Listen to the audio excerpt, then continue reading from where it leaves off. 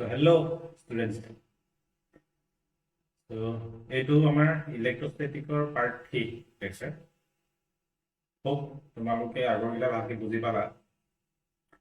আগতে আমি চাৰ্জৰ প্ৰপাৰ্টিজ পঢ়িলো, তাৰপিছত কুলম্বছ ল পঢ়িলো। So আজিৰ পৰা আমি কুলম্বছ ল ভেক্টৰ ফৰ্ম পঢ়িম, ইলেক্ট্ৰিক ফিল্ড পঢ়িম আৰু তাৰ ভেক্টৰ ফৰ্ম পঢ়িম।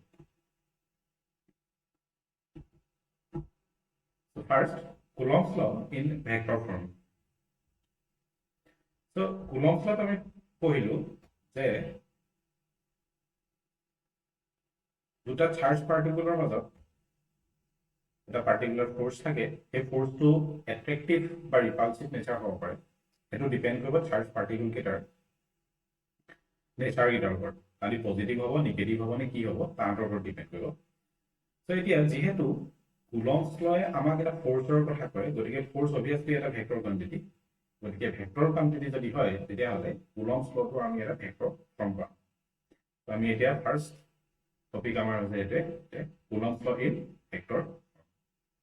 সাপোজ আমাৰ ওচৰত দুটা চাৰ্জ পাৰ্টিকল আছে, q1 চাৰ্জ পাৰ্টিকল আৰু q2 চাৰ্জ পাৰ্টিকল। সো মই ধৰি ললো যে দুইটা সিমিলাৰ নেচাৰৰ হয়। দ্যাট মিন্স হলে দুটা পজিটিভ হ'ব, নহলে দুটা নিগেটিভ হ'ব। দুটাৰ মাজত এটা পাৰ্টিকুলাৰ সেপাৰেশন আছে, সেপাৰেশন হৈছে r। কেইটামান কথা ইয়াত আমি কনসিডাৰ কৰিলাম। ফাৰ্স্ট কথাটো হৈছে যে f12 support is a vector chain আমি খুব কৰিলো ফোৰ্স যেহেতু গতিকে ভেক্টৰ কোৱান্টিটি হ'ব।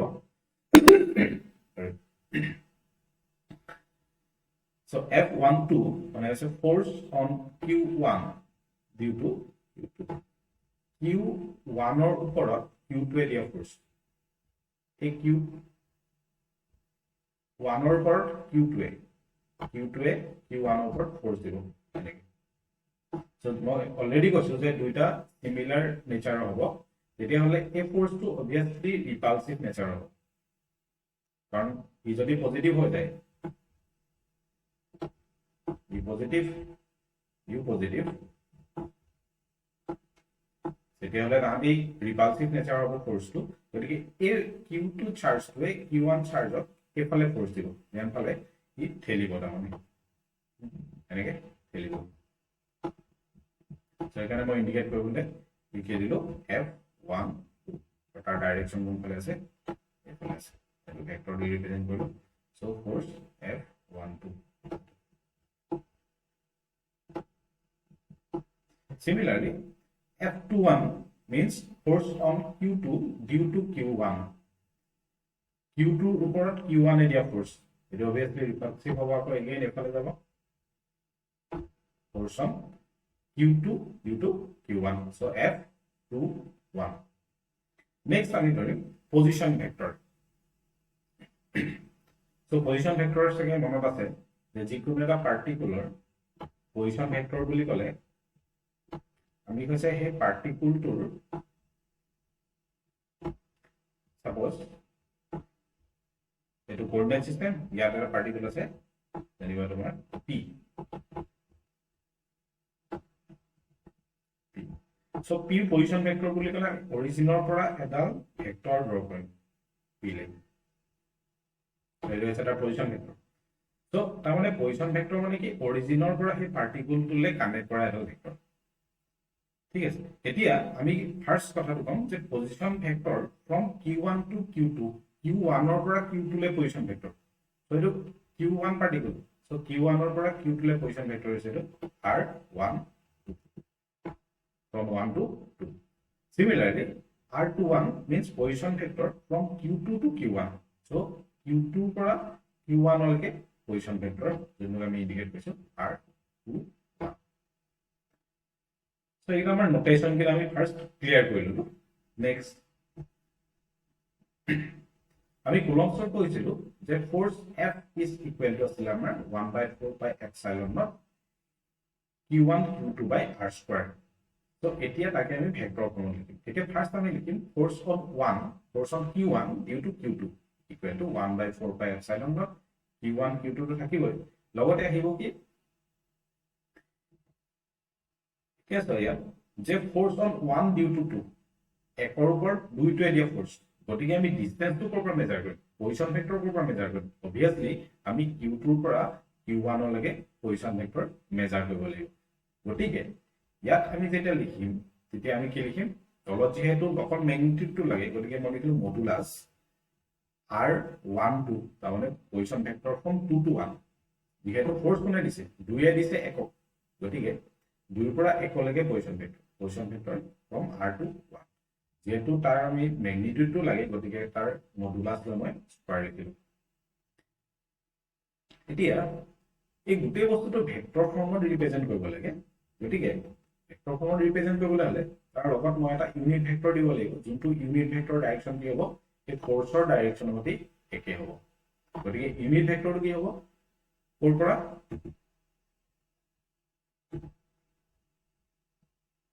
যেহেতু ডিসটেন্সটো মেজাৰ কৰিছো মই q2 ৰ পৰা q1 লৈকে গতিকে অবিয়াসলি ইউনিট ভেক্টৰটো কি হ'ব r21 কেপ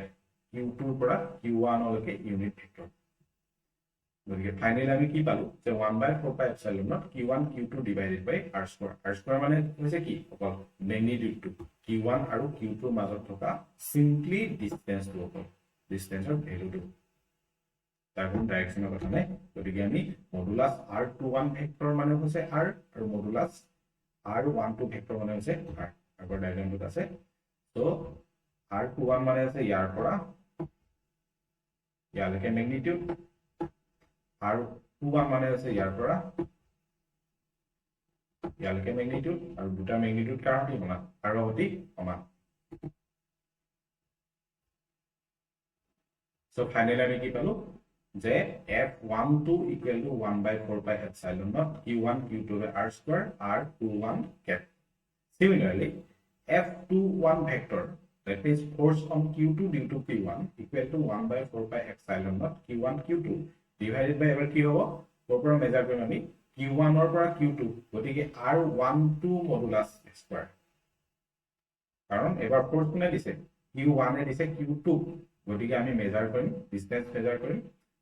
q1 ৰ পৰা q2 লৈকে গতিকে r12 modulus square so obviously unit vector আহি যাব r12 cap সো ফাইনালি আমি পালো 1/4πε0 q1 q2 by r2 কাৰণ মডুলাস r12 ভেক্টৰ মানে হৈছে r r2 r12 cap so equation 1 equation 2 so আমি আগৰ ডায়াগ্ৰামটোত এটা কথা ক্লিয়াৰ হৈ যায় r12 মানে হৈছিলে q1 ৰ পৰা q2 লৈকে পজিশন ভেক্টৰ আৰু r21 মানে হৈছে q2 ৰ পৰা q1 লৈকে পজিশন দুটাৰ ডাইৰেকশন অপোজিট হয় এটা ডাইৰেকশন এফালে আছে আৰু এটা ডাইৰেকশন এফালে আছে দুটা অপোজিট হয় গতিকে আমি দুটা কিন্তু ইকুৱেল হয় কাৰণ দুটা কাম ইকুৱেল আৰু অতি ইকুৱেল বা দুটা অপোজিট হয় গতিকে আমি কি লিখিব পাৰো যে r12 equal to r minus r21 so তাৰ যদি মই ইউনিট ভেক্টৰ ৰিপ্ৰেজেন্ট কৰো তেতিয়া হলে হ'ব r12 cap equal to minus r21 cap so আমি ইয়াৰ যিকোনো এটা ভ্যালু সাপোজ r12 cap তাৰ ভ্যালুটো আমি কোৱাত পুট কৰি দিলো so দুই নম্বৰ ইকুৱেশনটো পুট কৰিলো so দুই নম্বৰ ইকুৱেশনটো মতে কি আছিল f21 vector equal to 1/4πε0 q1 q2 by r2 so r12 cap তাক মই ৰিপ্লেস কৰিব পাৰো here minus r21 cap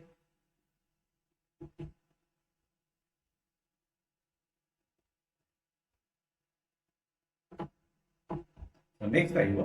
f21 vector equal to minus আহিব 1/4πε0 q1 q2 by r2 r21 cap again 1/4πε0 q1 q2 by r2 r21 cap মানে হৈছে f12 vector so finally আমি কি পাবো f21 vector equal to minus f12 vector so এইটো হৈছে নিউটনৰ third ল তোমালোকৰ মনত আছে চাগে ফাৰ্স্ট স্টেপ পোৱা so এই দুটা ইকুৱেশন এক নম্বৰ ইকুৱেশন আৰু দুই নম্বৰ ইকুৱেশন হেগিটা আমি কম ভেক্টৰ ফৰ্মছ অফ কুলম্বছ ল আৰু এই যোনটো লাষ্টত আমি পালো স্টেটমেন্ট ৰিলেশনটোৰ পৰা এটা কথা ক্লিয়াৰ হৈ যায় যে কুলম্বছ লটোৱে নিউটনৰ থাৰ্ড লটো ফলো কৰে so Coulombian forces obey Newton's third law very important fact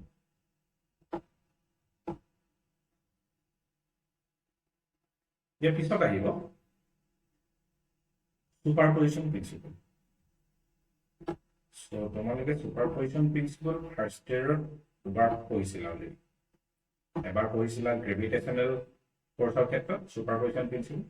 আৰু এবাৰ আছিলে ৱেভৰ ক্ষেত্ৰত so eketa superposition principle ami yato basic motive to eketa hai principle to khali ami beleg thai apply koribo paru so etu pohara gote eta kotha sai lo je charge pur normally practical life ot tumi okol duta charge eneke nupua jate tumi directly Coulomb's law apply koribo parake duta charge eneke na pabo para hoyto eneko eta তুমি situation পালা যত দুটাতকে বেশি charge থাকিব suppose মই ধৰিলো ইয়াতে দুটাতকে বেশি charge আছে কেইবাটাও চাৰ্জ আছে পাঁচটা চাৰ্জ তেতিয়া হলে এই প্ৰত্যেকটো চাৰ্জৰ ওপৰত ফোৰ্স এপ্লাই কৰিব সাপোজ মই এই এক নম্বৰ চাৰ্জটোৰ ওপৰত কিমান ফোৰ্স টোটাল পৰে এটো ক্যালকুলেট কৰিব লাগে তেতিয়া হলে এক নম্বৰ চাৰ্জটোৰ ওপৰত ইউ ফোৰ্স দিব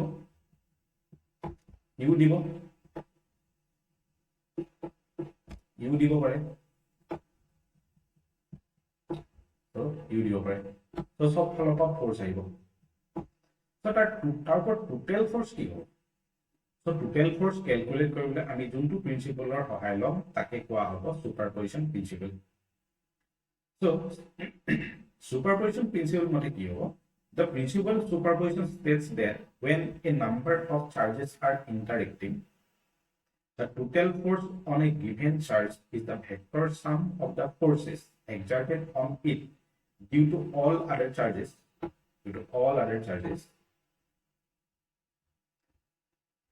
and the force between two charges is not affected by the presence of other forces charges মূল কথাটো এটো কলে যে এটা পার্টিকুলার চাৰ্জৰ ওপৰত এই চাৰ্জটোৰ ওপৰত এক নম্বৰ চাৰ্জটোৰ ওপৰত টোটাল ফোৰ্স কিমান হ'ব এটো 2 নম্বৰ চাৰ্জতে দিয়া ফোৰ্স 3 নম্বৰতে দিয়া ফোৰ্স 4 নম্বৰতে দিয়া ফোৰ্স 5 নম্বৰতে দিয়া ফোৰ্স এই দুটাৰ ভেক্টৰ সামগ্ৰী সমান হ'ব কাৰণ ফোৰ্স এটা ভেক্টৰ কোয়ান্টিটি গতিকে টোটাল ফোৰ্স উলিয়াবলে আমি ভেক্টৰ সামেশন লম আৰু লগতে এটো কথাও কোৱা হৈছে যে এক নম্বৰ আৰু 2 নম্বৰ চাৰ্জটোৰ মাজত যোন থকা যোনটো ইন্ডিভিজুৱেল ফোৰ্স এই ফোৰ্সটো 3 নম্বৰ চাৰ্জটো প্ৰেজেন্সে ডেস্ট্ৰয় কৰিব নোৱাৰে অৰ্থাৎ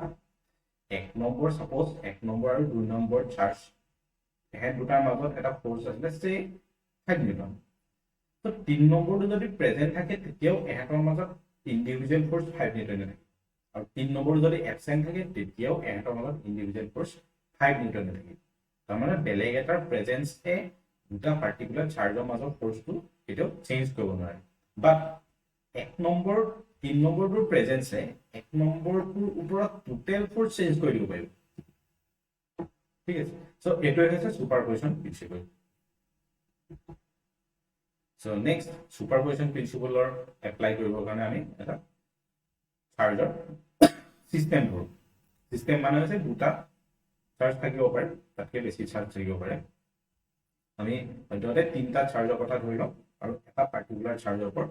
এহেন দুটা চাৰ্জে কিমান ফোৰ্স পেলায় কথাটো কনসিডাৰ কৰি লম সাপোজ আমাৰ ওচৰত এটা চাৰ্জ আছে Q1 চাৰ্জৰ পজিশন ভেক্টৰ আছে R1 আমি এটা অৰিজিন ললো ও সিমিলাৰলি আমাৰ আৰু দুটা চাৰ্জ আছে এটা হৈছে Q2 চাৰ্জ আৰু এটা হৈছে Q3 চাৰ্জ প্ৰত্যেকৰে পজিশন ভেক্টৰ মই ইন্ডিকেট কৰি দিছো Q2 কাৰণে দিয়া আছে ইয়াত R2 ভেক্টৰ Q3 কাৰণে দিয়া আছে R3 ভেক্টৰ আৰু Q1 ৰ কাৰণে দিয়া আছে R1 ভেক্টৰ এগেইন আমি Q2 আৰু Q1 ৰ কথা যদি চাওঁ তেতিয়া হলে ইয়াত আমি পজিশন ভেক্টৰ ড্ৰ কৰিব পাৰো যে Q2 ৰ পৰা Q1 লৈকে পজিশন ভেক্টৰ তাৰমানে হেতু কিমান হ'ব R21 vector from Q2 to Q1. Similarly, Q3 পৰা Q1 লৈকে force cohesion vector তাৰমানে R31 vector. এতিয়া দেখা যাওক যে force on 1 due to 2 এটো মানে কি F12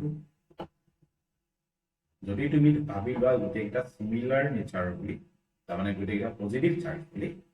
তেতিয়া হলে কি হ'ব যে Q2 আৰু Q1 ৰ মাজৰ ফোর্স রিপালসিভ হ'ব গতিকে Q2 এ Q1 ক যেতিয়া ফোর্স দিব তেতিয়া হলে অবিয়াসলি ঠেলি দিব ফালে তো ঠেলিলে ফোৰ্সৰ ডাইৰেকশন এটো কোনটো হৈছে F12 ভেক্টৰ সিমিলাৰলি Q3 আৰু Q1 সিমিলাৰ নেচাৰৰ হলে Q3 এ Q1 ক যেতিয়া ফোৰ্স দিব ইফালে ঠেলিব যিমান পাৰে so ঠেলিলে F13 ভেক্টৰ এতিয়া ম্যাথমেটিক্যালি চাও F12 ভেক্টৰ ইকুৱেল টু কিমান কুলম্বস ল মতে 1/4 পাই এপসাইলন নট আগতে কৈছে তো Q1 Q2 ডিভাইডেড কি হ'ব R21 ভেক্টৰ স্কয়াৰ কাৰণ কোৰ পৰা মেজাৰমেন্ট কৰিম Q2 পৰা কৰিম কাৰণ ফোৰ্স কোনে দিছে Q2 এ দিছে Q1 ৰ ওপৰত সো মেজাৰমেন্ট কৰিম Q2 পৰা গতিকে R21 ভেক্টৰ মডুলাস স্কয়াৰ লগতে R21 cap so equal to 1/4 pi epsilon not Q1 Q2 এতিয়া চোৱা আগতে আমি কৈছো যে vector A vector equal to আমি কি লিখিব পাৰো ৰাইট মানে হৈছে modulus of A vector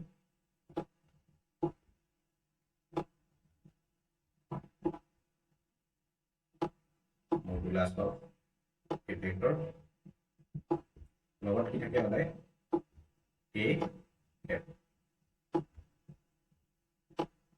A cap মানে আসলে ইউনিট ভেক্টৰ গতিকে এতিয়াও তুমি কি লিখিব পাৰা তো ইয়াৰ মিনিং কি A cap ইকুৱেল টু কিমান হ'ব A vector divided by modulus of A vector গতিকে ইয়াত যে মই লিখিলো R21 cap গতিকে ইয়াৰ অৰ্থটো কি হ'ব যে R21 cap মানে হৈছে R so 2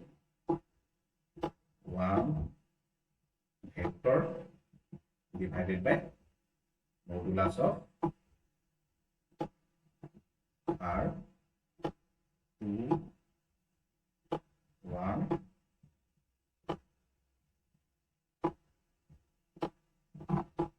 so R21 cap মানে হৈছে R21 vector divided by modulus R21 so এতিয়া চোৱা গতিকে মই হেতু লিখিলো ওপৰ লিখিলো R21 ভেক্টৰ কিন্তু তলত চোৱা এতিয়া কথাটো যে R21 ভেক্টৰ এতিয়া ইয়াত আমি এপ্লাই কৰিব লাগিব ভেক্টৰ এডিশনৰ ট্ৰায়াঙ্গল so ট্ৰায়াঙ্গল ল so ট্ৰায়াঙ্গল লটো আছিল যে যদি এটা ট্ৰায়াঙ্গলৰ সেম অৰ্ডাৰত থকা দুটা সাইডে দুটা ভেক্টৰ ৰিপ্ৰেজেন্ট কৰে then ট্ৰায়াঙ্গলটোৰ opposite order to the third side take over vector to dutar resultant represent koribo so eta ami consider korilo ei triangle to o pora q2 q1 ei triangle to jodi consider koro yat same order to mon ase r2 vector aru r1 vector aru opposite order ase r1 ta mane meaning to edu hol je r2 vector plus r21 vector equal to কিমান আহিব r1 অৰ্থাৎ r21 vector equal to কিমান হ'ব r1 vector minus r2 vector so গতিকে r21 vector equal to মই কিমান লিখিম r1 vector minus r2 সিমিলাৰলি ইয়াতো লিখিলো মই r21 ভেক্টৰ মানে লিখিলো মই কি r1 vector minus r2 vector so finally a2 square আছে a2 1 আছে so ultimately cube হৈ যাব r1 vector minus r2 vector whole cube আৰু r21 vector ইয়াকো যদি মই ফৰটো কপি লিখি দিও তেতিয়া হলে হ'ব r1 vector minus r2 vector next আমি কনসিডার কৰিম যে force on 1 due to q3 so similarly মই যদি লিখো F13 equal to 1/4 pi epsilon naught Q1 Q3 divided by modulus R31 vector. তাহলে position vector from Q3 to Q1. So whole square লিখিলো R31 cap লিখিলো equal to 1/4 pi epsilon naught Q1 Q3. দুটা charge আছে Q1 Q3 divided by R1 vector minus R3 vector আগৰ দৰে একে হয় so square modulus R31 modulus equal to 1/4 pi epsilon naught Q1 Q3 R1 minus R3 এবাৰ আমি কি apply কৰিলো R3 vector plus ইয়াতে একে triangle এপ্লাই কৰিলো plus R31 vector and the same order আছে equal to কাহতি সমান হয় R1 vector so গতিকে R31 vector মানে আছে R1 vector minus R3 vector so R1 vector minus R3 vector so দুটা আমি পুট কৰিলো so total force এতিয়া আমি superposition principle মতে এড কৰিম গতিকে F1 vector equal to F12 vector plus F13 vector so F12 vector means is 1/4 pi epsilon naught আমি common লৈ লব পাৰো Q1 Q2 divided by R1 vector minus R2 vector whole cube তারপর এখানে আছে দুটা জাস্ট আমি পুট করি বেলেগনে so এটো হৈছে total force on Q1 due to Q2 and Q3 Q2 আৰু Q3 যদি দুটা থাকে তেতিয়াহলে তাৰ ওপৰত থকা total force এটো যে superposition principle mechanical representation so যদি তুমি আগৰ সিস্টেমটো এটো সিস্টেমত বহুত বেছি চাৰ্জ আছে বুলি ধৰা সাপোজ ইয়াত এটা চাৰ্জ আছে এটো চাৰ্জ আছে আমাৰ Q4 আৰু ঢেৰ চাৰ্জ আছে ইয়াত Q5 Q6 এন্টা চাৰ্জ সাপোজ তেতিয়াহলে আমাৰ গোটেই ইকুৱেশনটো একে থাকিব খালি আমি প্লাস কৰিব লাগিব এন্টা টাৰ্মলৈকে এড কৰিব লাগিব সো আমি এড কৰিব দেখিম যিমান পাৰো সো n টাৰ্মটো কিমান আহি যাব Q1 Qn divided by modulus R1 vector minus Rn vector কাৰণ ইয়াতে চোৱা R1 vector minus আমি লিখি আছিলো R2 vector so R3 vector এটা হলে এই থাকিব Rn vector so whole cube আহিব R1 minus Rn so finally আমি summation symbol apply কৰিব পাৰো so Q1 divided by 4 pi epsilon naught summation Qi divided by R1 vector minus Ri vector whole cube multiplied by R1 vector minus Ri vector so I goes from Q to N so এটো হৈছে আমাৰ superposition principle for n number of particles n টা particle কাৰণে superposition principle আমি এনেকে লিখিব পাৰো so এতিয়া আমি এই মাত্ৰ পঢ়া superposition principle টোৰ এটা application চাম এটো অলৰেডি তোমালোকৰ NCERT বুকত আছে so we consider the charges q n minus q placed at the vertices of an equilateral triangle as shown in the figure. What is the force on each charge? So the equilateral triangle আছে আমাৰ গোটেইটা side তে n1 হইলো l বুলি লিখাও আমি so equal থাকিব গোটেইটা side so গোটেইটো side l so এতিয়া what is the force on each charge so প্ৰত্যেকটো চাৰ্জৰ ওপৰত ফোৰ্স কিমান এটা তো ইয়া তিনটা ভাৰ্টেক্স আমি তিনটা চাৰ্জ প্লেস কৰি দিলো a ৰাখিলো q চাৰ্জ b ৰাখিলো q চাৰ্জ c ৰাখিলো মাইনাস q চাৰ্জ এটা হলে a থকা q চাৰ্জৰ ওপৰত q ফোৰ্স দিব দ্যাট ইজ c থকা মাইনাস q চাৰ্জৰ ফোৰ্স দিব আৰু b থকা q চাৰ্জৰ ফোৰ্স দিব so similarly b থকাটোৰ ওপৰত a থকাৰো ফোৰ্স দিব আৰু c থকাটোৰ ফোৰ্স দিব আৰু c ওপৰত a ফোৰ্স দিব আৰু b থকাটো ফোৰ্স দিব তেনেকে আমি টোটাল কেটা পেয়াৰ পাম 6টা পেয়াৰৰ ফোৰ্স পাম মই জাস্ট এটাৰ কাৰণে কৰি দিম এই কাৰণে কৰি দিম বাকিখিনি তুমি তোমালোকে নিজে কৰি চাব পাৰিবা এই থকাটো কৰি দিম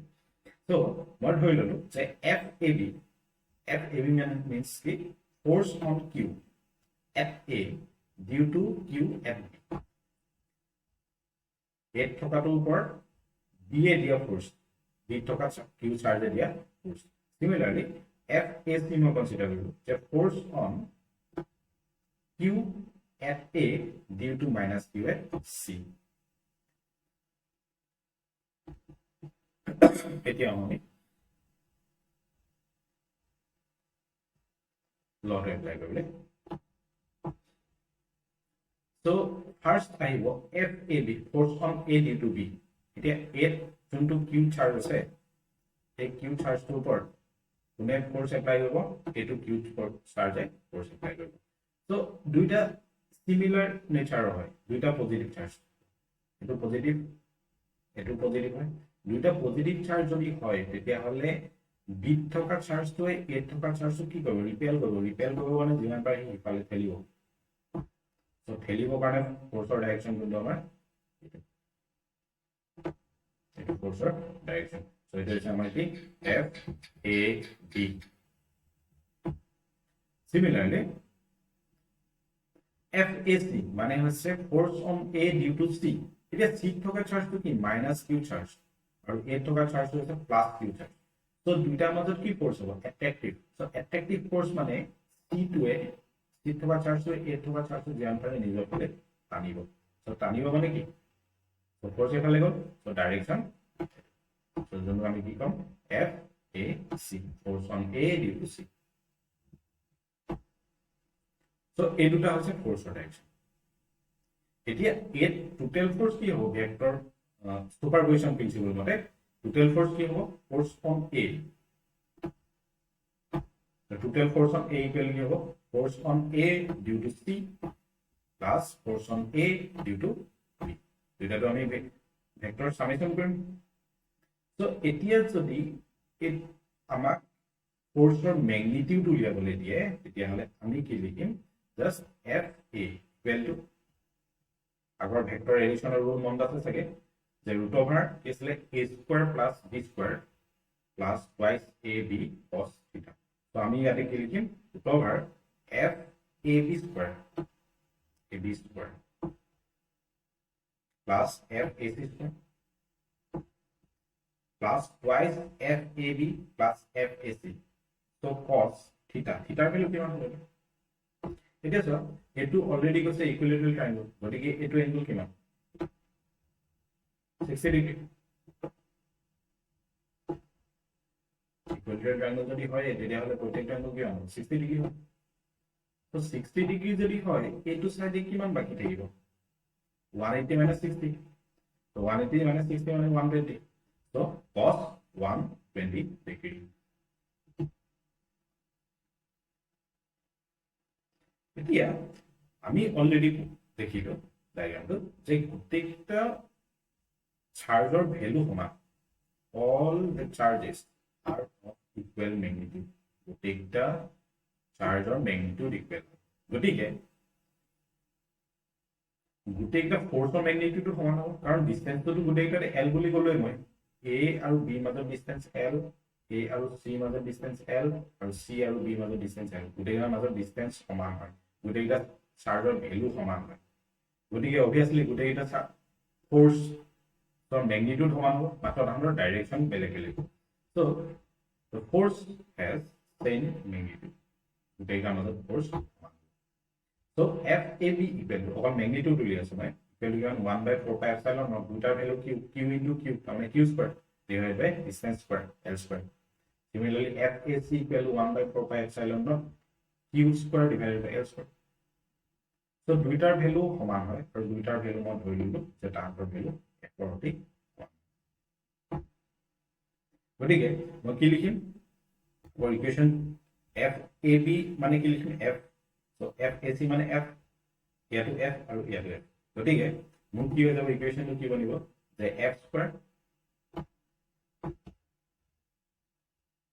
root over F square plus F square plus twice F square আৰু cos half মানে আছে or cos 120 আছে minus half মাইনাছ হাফ, গতিকে ফাইনেল এনচাৰটো কিমান ল'ব f equal to so f মানে ভ্যালু ইয়াত মই পুট কৰি দিব পাৰো যিমান আছে f ৰ ভ্যালু মানে পুট কৰি দিব পাৰো f ৰ ভ্যালু কি 1/4 pi epsilon naught q square by so এটো হৈছে ফোৰ্সৰ ম্যাগনিটিউড ঠিক আছে যেহেতু ফোৰ্স হয় গতিকে তাৰ ডাইৰেকশন উলিয়াব লাগিব গতিকে আমি tan বিটা ফৰ্মুলা ইউজ কৰিম ভেক্টৰ tan বিটা ফৰ্মুলা মনত আছে চাগে tan বিটা ইকুৱেল আছিলে b sin থিটা plus divided by a plus b cos থিটা সো আমি ধৰিলো যে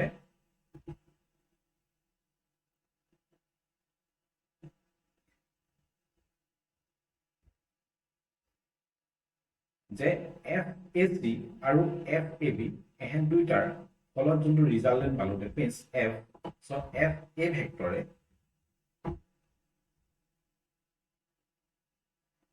FAB লগত বিটা এংগল ক্ৰিয়েট কৰে সো তেতিয়া হলে আমাৰ tan বিটাৰ ফৰ্মুলা কি হৈ যাব b sin থিটা b sin theta মানে FAB sin 120 theta value 120 আসলে b sin divided by a plus b cos theta so tan beta equal to so FAB মানে f আৰু sin 120 put কৰিলো √3/2 so just taking a simplification so finally আমি কি পালো tan beta equal to √3 so √3 মানে আছে beta কিমান 60 degree so আমি কি পালো hence the resultant force on charge q at a makes an angle of 60 degree with FAB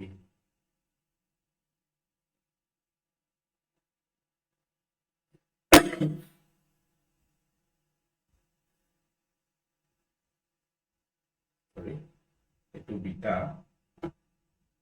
নহয় বিটা এটো হ'ব লাগে ফৰ্মুলাটো আমি পুট কৰিছো এটো বিটা হ'ব so beta is the angle made by the resultant with FAC so answer again hello 60 degree equal 60 হ'ব so beta is the angle made by FA vector with FAC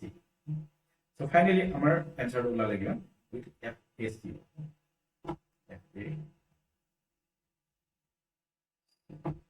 so finally our answer will be 60 degree so it is FA so etia so we are into direction a direction to our BC direction of the মই যদি B পৰা C লাগে এডাল position vector draw কৰো তেতিয়া হলে direction equal হ'ব তাৰ মানে FA ডাইৰেকশন হতে ইকুৱেল হয় দুটা সেম ডাইৰেকশন আছে তো গতিকে মই সিম্পলি ভেক্টৰ লিখিবলৈ হলে এনেকৈ লিখিব পাৰো যে net force on Q at A is equal to কি FA vector equal to 1/4 pi epsilon naught Q square by L square এটো ম্যাগনিটিউড আছিল ডাইৰেকশন কেনেকৈ ৰিপ্ৰেজেন্ট কৰিম unit vector from B to C so BC cap next আহিব electric field so next electric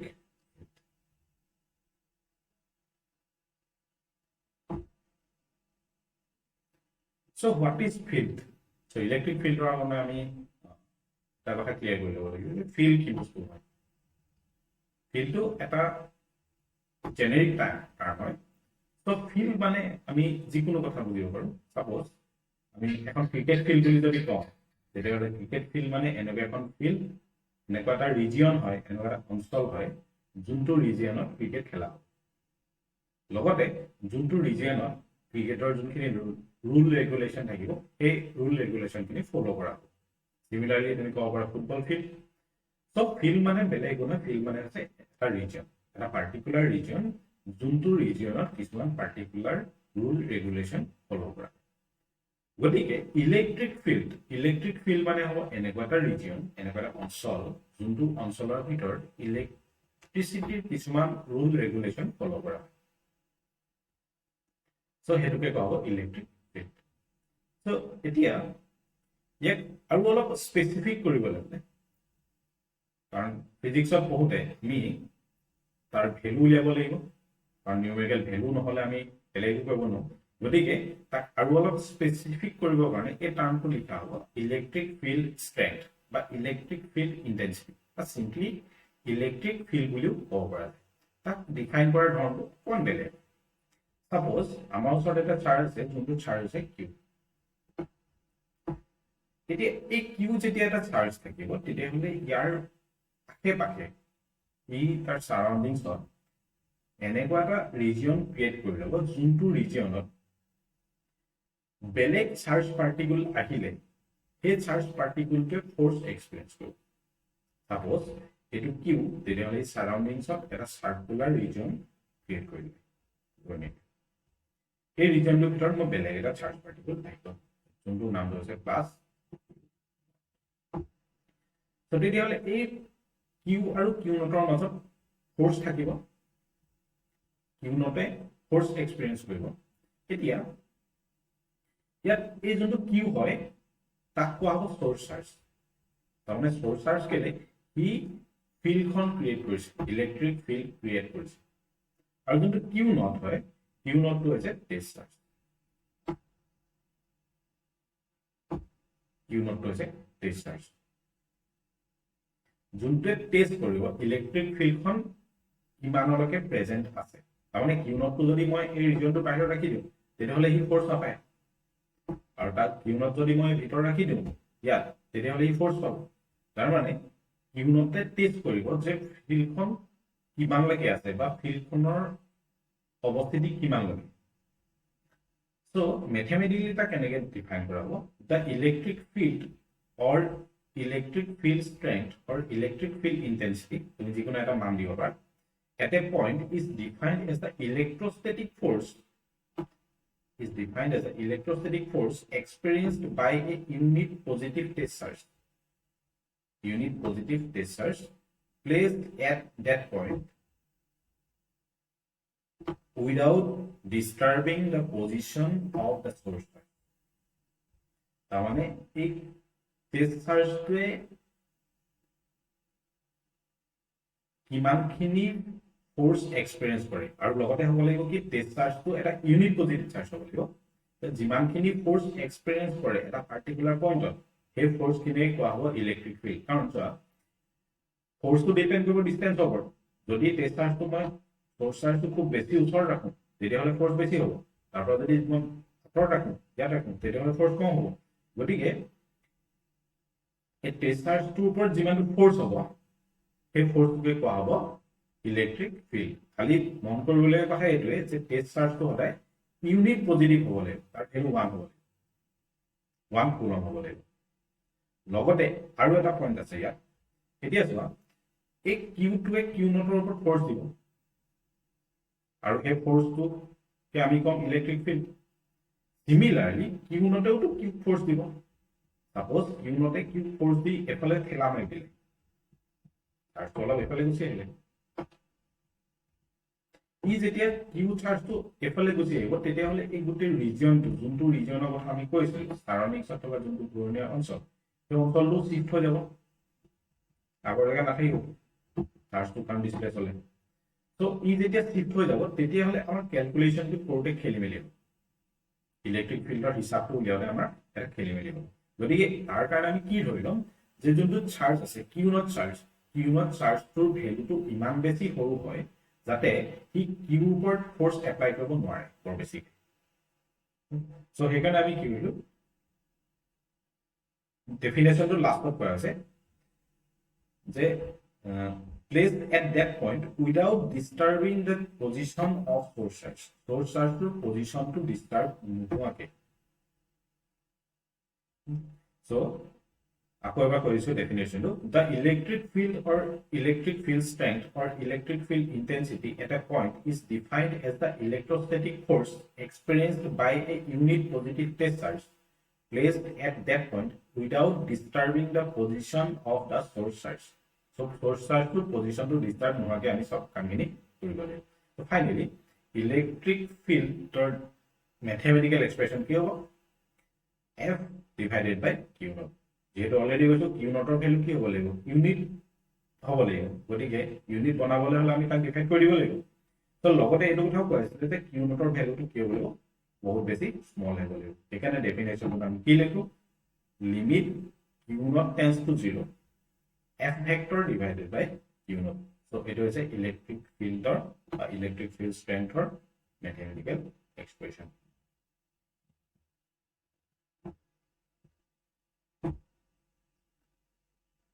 so hope তোমালোকে এখিনি বুজি পালা so electric field যোনটো কলো electric field টো তোমাৰ আগৰ gravitational field বা gravitational field strength ৰ সৈতে কনসেপ্টটো একেটাই তাতো আমি কি কৰিছিলো যে gravitational field strength মানে কি আছিল যে gravitational force divided by mass তো ইয়াতো একে electric field strength মানে আছে electric force divided by charge basic concept একেটাই খালি এটা ৰিপ্ৰেজেন্ট কৰে এক্সপ্ৰেছনটো অকন জাস্ট বেলেগ সো এটো পঢ়াৰ লগে লগে তোমালোকে যদি গ্ৰেভিটেশনৰো কথা কিছুমান চাই দিবা তেতিয়াহলে তোমালোকৰ গ্ৰেভিটেশন চেপ্টাৰটো এটা ৰিভিজন হৈ যাব সো মই ভাবো তোমালোকে ইলেক্ট্ৰিক ফিল্ড আজি পঢ়িলা তো লগতে গ্ৰেভিটেশনাল ফিল্ডৰ কনসেপ্টটো এবাৰ নিজে চাই লব ফাৰ্স্ট এ কিতাপখন মেলি সো আজিলৈ হ'ব so thank you for listening my lecture bye bye